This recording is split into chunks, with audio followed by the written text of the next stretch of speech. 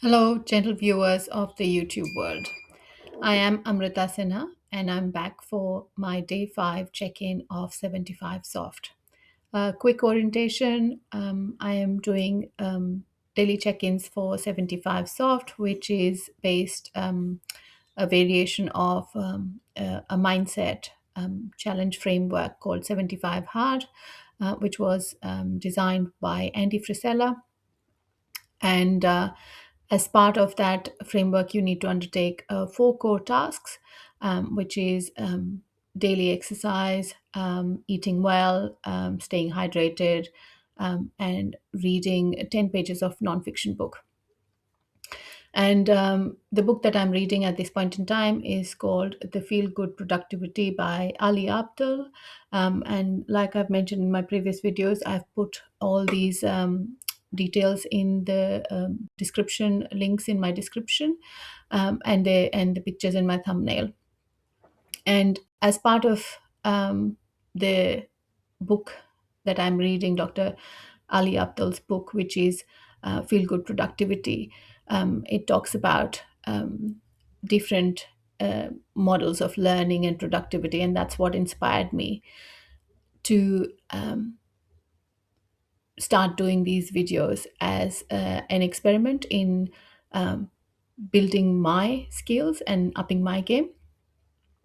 So I've started this as a social experiment and a check-in for myself as one of my kind of levers around building my productivity, and um, and the driver for this whole 75 soft was my personal challenge around um, maintaining healthy habits and maintaining healthy weight, or um, as I'm going through these challenges, this challenge, even though it's only 5 days, it's also making me realize that it was not so much the weight was just a symptom, or healthy eating or not healthy eating, or drinking, which was my problem, or using food and drinks as a crutch, which was a problem. It was how I was showing up in life, which was a problem. And I wanted to tackle that. And yesterday we touched on uh, the topic in Feel Good Productivity around procrastination. So the way these check-ins are uh, absolutely rugged, unscripted, authentic, and just how I'm going in the day. And today has been a very hard day for me because I'm in a training, and that's a with one of my coaches. As I've mentioned, I have had different kinds of coaches, and it kind of support people, coaches or mentors, at different points in time in my life, who've helped me. And so at this point in time, we're going through some training, which is a conversation for another day, which I'll definitely come back to you, because I think there's a lot of value in what I'm learning and what I'm experiencing in my personal life, and how that's kind of showing up in my life, and how it's defining the decisions and the actions that I'm taking. And a couple of things that the coaches said today in the training. One was, which kind of stuck with me, and that's the aim of my videos as well, is to try and give you a little snippet about myself, do a check-in about my 75 soft, and then talk a little bit and share with you what kind of stayed with me, what motivated me today and inspired me today. So one of the things they said was, beliefs are strong opinions. And that's so true. Is if we believe we can do, or whether we believe we can't do, is really, they are very strong opinions that we have. And the second one was, something to think about is, common sense is not a common practice. And that is so true. Again, is we all understand things, we all use common sense to understand, but we don't always put it into practice. The other one they said was, procrastination is the assassination of your destination. And we talked about procrastination yesterday, and today I had to, like I said, it's an all day thing. It's a different in a different time zone, so I'm really exhausted because I've been up late last night, and then I've been up all day today, and it's still going on. So we've got a 20-minute break in which I'm recording this video. In my lunch break, I read the 10 pages from Dr. Ali Abdul, and I did my 45 minutes of exercise during the training on my elliptical trainer while I was virtually engaged in this training. So it's a virtual training. So that's how, but it kind of reinforced for me that in the last 5 days, I've gained so much clarity around my why of why I'm doing this. So it's helped me restructure my how. And I found ways of doing it because I also knew I had to come and do a check in with you guys. So this is a practical example. So now going to Dr. Abdul's the Feel Good Productivity book. So today's kind of pages were continued, built up on how to deal with procrastination. So the first reason that kind of caused procrastination was dealing with uncertainty, and how did you kind of challenge uncertainties by creating clarity, and that's where your why and your kind of being unstuck and your control over the process or influence over the process comes in. And then there was talks about nice goals, and um, he gives examples of what are smart goals versus nice goals, and I thought this was really very relevant. So an example is fitness. The goal is to lose 10 pounds in the next 3 months, or 20 pounds in next 3 months.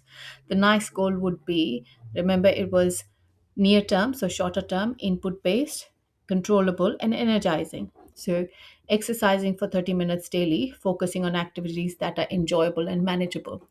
So, in some ways, my long term goal is a smart goal, but my nice goal is looking at doing things that are near term, and enjoyable, and that energizes me. And I think that is the difference in my approach this time as well.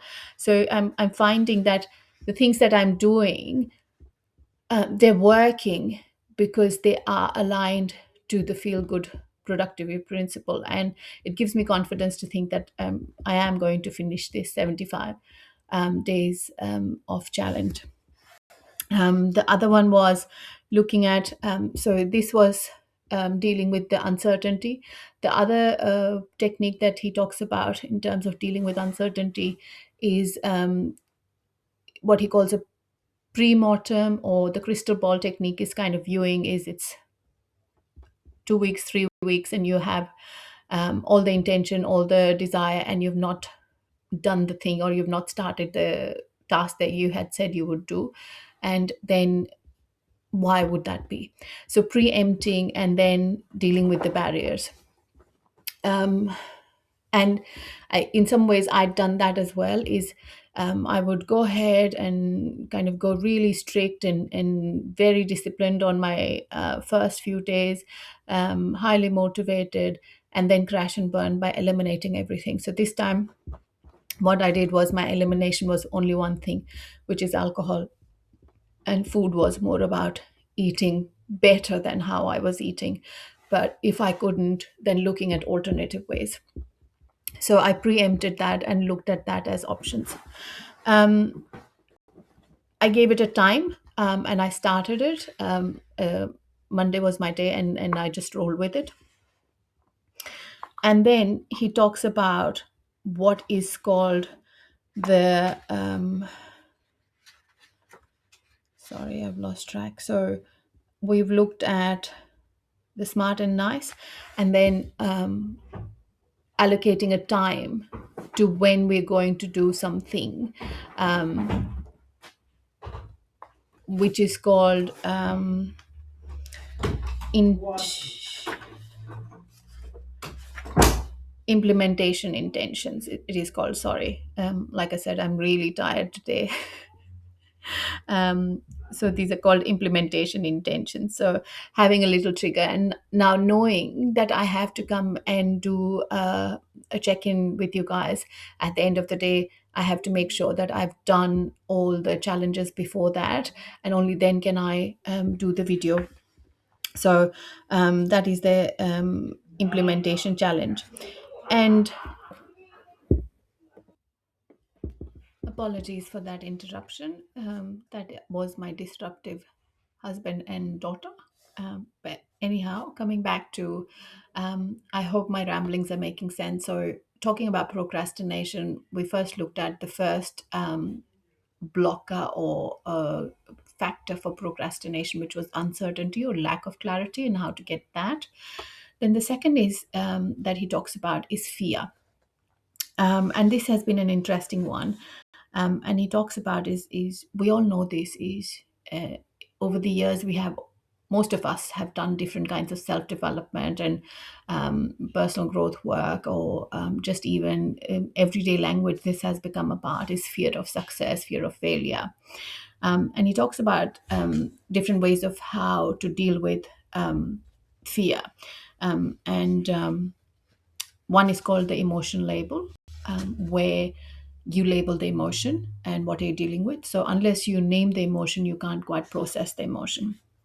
But the challenge with that um, is the fear is kind of a safety response.